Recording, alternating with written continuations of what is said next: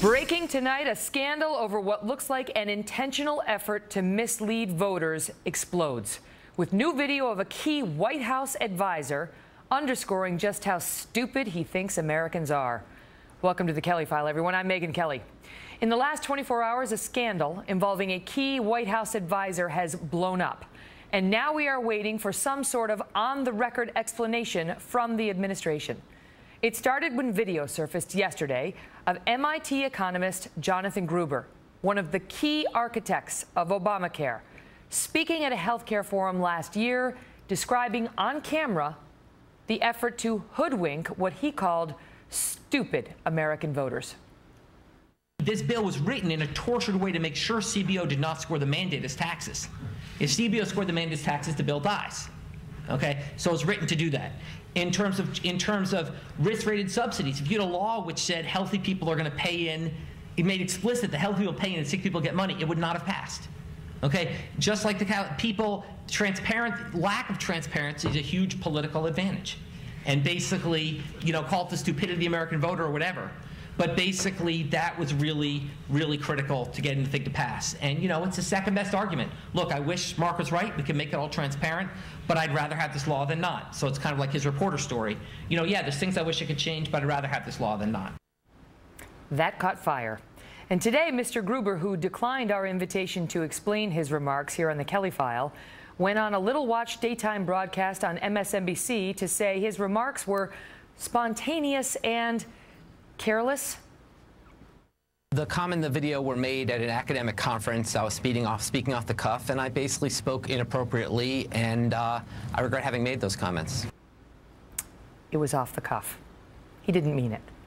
But now tonight, more video has surfaced, showing that this was not the first time Mr. Gruber called the American people stupid in an off-the-cuff remark. In this next clip from also last year, Mr. Gruber explains how Democrats played with the language of the Obamacare law so that it achieved their goals by, again, fooling the stupid public. We said, well, that's pretty much the same thing, but why does it matter? I said, you'll see. And they were posted and that passed. Because the American voter is too stupid to understand the difference. Too stupid to understand. Hours ago, the White House distancing itself from Mr. Gruber by refusing to give any on-the-record response to his comments. But that wasn't the White House attitude when it was selling the health care law. In fact, the White House could not get enough of Jonathan Gruber. By 2010, the administration had paid Mr. Gruber nearly $400,000 for his expertise. The White House dedicated a web page to his health care analysis. White House visitor logs reportedly show senior officials there at the White House had a dozen meetings with health care advisors, including Gruber. And one of those meetings with Mr. Gruber was personally chaired by the president in the Oval Office. And here's how one top Democrat described Gruber at the time. The Congressional Budget Office and Professor Gruber are both credible and unbiased sources who are not bought and sold by the insurance industry. Oh, they loved him. They loved him back then. Joining me now, Republican South Carolina Congressman Trey Gowdy, who's a member of the House Oversight Committee and the Judiciary Committee. Congressman, good to see you tonight. Your reaction to that? Well, happy Veterans Day, Megyn. I can't get past the irony to even get to the arrogance. The most transparent administration since the continent shifted had to rely on artifice and deception to pass its signature piece of legislation. But you can't make that up. He had to lie to people, and then he justified it. So I can't even get past the irony of that to even get to the arrogance of him calling our fellow citizens stupid. You are a former prosecutor. You're great in a courtroom.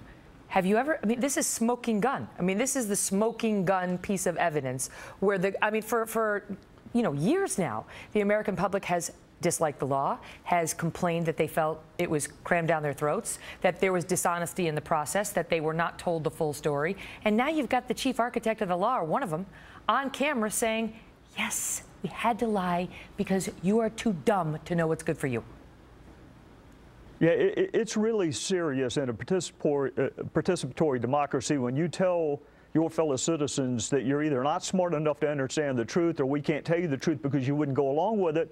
Well, if you wouldn't go along with it, maybe you shouldn't pass the law. It's not the responsibility of your viewers to read 1,000-page bills. Hell, the people who voted on it didn't read it before they voted on it. So it's not my fellow citizens' responsibility to read this bill. I would say this to the professor. Put down the cognac and the lost writings of J.D. Salinger. You want to see how stupid our fellow citizens are, take a look at last Tuesday night, because they rejected you, this bill, and this administration. They bounced out 28 senators who voted in favor of this law. And yet, Mr. Gruber thinks that the American public is stupid, and yet they're smarter than he thinks, because they doubted his assertions at the time. They have doubted them ever since. So despite his effort to pull the wool over their eyes, they've been on to these deceptions for a long, long time. This law has never had the majority support of the American people. And yet, it is on the books. They are stuck with it. And now people want to come out and say, it doesn't matter what Mr. Gruber said. All that matters is that we have this wonderful law that people should love, and if they don't, well, it's because, as we told you, they're stupid. Well, I would hope my fellow citizens would keep this in mind the next time anybody tries to sell them a, quote, comprehensive piece of legislation, whether it's Dodd-Frank, whether it's the immigration bill the president so desperately wants. Comprehensive is Latin for there's lots of bad stuff in here, and he just proved that he is willing to lie. He's willing to lie because he has the arrogance of thinking that he knows what is best for this country, and the citizens and the voters do not. So keep that in mind the next time anybody tries to sell you on a big piece of legislation by calling it comprehensive. Do you think the White House needs to speak to this now? I mean, we went through the number of contacts he had, personally chairing, the president did a meeting with him, that touting him as an objective analyst, credible, unbiased, compelling, his Senate testimony. He was presented to us as an honest broker by the administration. I would love for the president, whom I saw in his purple jacket over in China, to repudiate with this guy. I mean, it's an insult. He insulted the very people, frankly, who put the president in office twice. So I would love to hear somebody other than Josh Earnest apologize for what this professor said. But honestly, at this point, Megyn, what difference does it make? I mean, we have the law.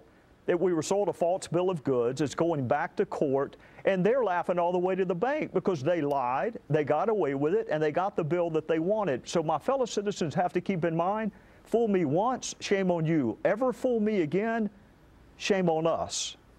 Congressman Trey Gowdy, before I let you go, what's happening with Benghazi?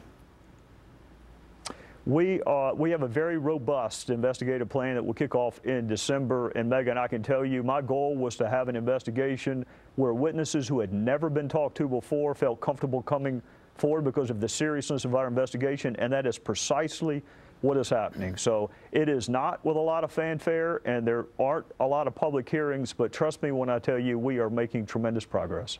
Thank you, sir. Good to see you. Yes, ma'am. Happy early birthday. Thank you very much. Joining me now with more, Bernard Whitman, a Democratic pollster and president and CEO of Whitman Insight Strategies. This is not the first time that Mr. Gruber has been caught misleading us. He said in January that Obamacare was never meant to save money. Don't worry about that. But before it was passed, he said it was a deficit reducer. It was a cost-effective step toward health care cost problems. He said once before that if you're a state and you don't set up an exchange, that means your citizens don't get their tax credits.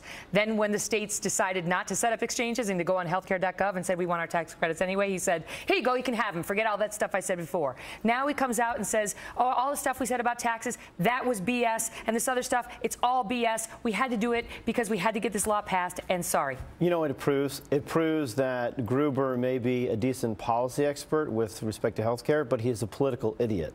That's what it proves. I mean, the fact is, the Affordable Care Act has brought down the deficit by almost $100 billion largely because of Medicaid reductions. The fact is the cost of health care is going down. It went up 8% before this law. It's now going up 4%. The fact is 18% of Americans did not have health insurance before the law passed. That's down to 13%. So the law actually is working. But what he was saying in the first clip, the long one where he said we had to write it in a way where they didn't score it as taxes, that would have been a problem. He was saying that the system is set up to hide its true nature, which is wealth redistribution. He was saying if we said explicitly that we were going to make the young and healthy people pay, to help the old and unhealthy people, it would not have passed. Megyn, so we had to lie. Megyn, I think everybody knew what they were getting. Obama campaigned in this law for 2 solid years. The law was debated I don't remember for an him saying entire that. year. He risked his presidency on the law. We lost the House because of the law. I think everybody knew exactly what they were getting. And the Chief Justice last year, Seriously? Megyn, the Chief Justice of the Supreme Court, Roberts, right? Pretty smart guy. Everyone knew what they were getting. Is that what you want the viewers to believe? That it was a tax. Now, of course, politically speaking, could it be sold as a tax? No, of course it could not be sold as a tax. So we called it a mandate. You're relying on Chief Justice Roberts saying it's clear? That is called political artifice, right? We actually... A decision for which he was roundly panned that turned half the country against him. That's your evidence that this law was clear is the most controversial Supreme Court decision in years, where Roberts said it's very clear it's a tax. An argument neither side paid almost any attention to at the arguments. You know why? Because here's the sad truth. Governments do some amazing things. They provide for our national defense. They build roads and bridges. They make sure that we rely on people that lie to our faces, like Mr. Gruber. And with the ACA, they make sure that tens of millions of Americans have health care coverage. No the 8 matter million people what. that The can't ends afford justify the means. The 8 million people that can't afford health care actually have health care. The ends justify the means. No, I'm saying that taxes are necessary to pay for things that government should be responsible for. Get out there and make the argument. Get out there and tell us that, Professor Gruber. We don't need to because the law was passed. That's right. Based on a lie, according to this professor, this architect. Based on a lie. He was not charged with communicating the benefits of the law. He was a senior White House advisor on this. He was there policy, 9 times, not Bernard. on political communication. Who do you think he was talking about when he was in that second clip? He's talking about a conversation with John Kerry, with the administration. Repeatedly, he met with them, and the decision was to mislead. No, I don't think the decision was to mislead. I think the decision was, look, you take a policy decision that you want enacted, which is health care, universal health care coverage. We water that down. We enabled people to get coverage that ordinarily did not have coverage. 8 million people, in fact, are getting that. And in order to pass that, you institute a portion of the law. You call it a mandate instead of a tax. If it had been called a tax, it wasn't just about the mandate. It would not have passed. It was about the deception on who was going to pay. Who was going to pay? It was the fraud that was committed on the young people. That is what was argued before the Supreme Court. The system was set up to hide its true nature. Wealth redistribution. That's what he admitted. I got to go, Bernard. I'm out of time. Great to see you as always. Thank you, Megyn. All right, good. We're taking your thoughts on that. Facebook.com/The Kelly File.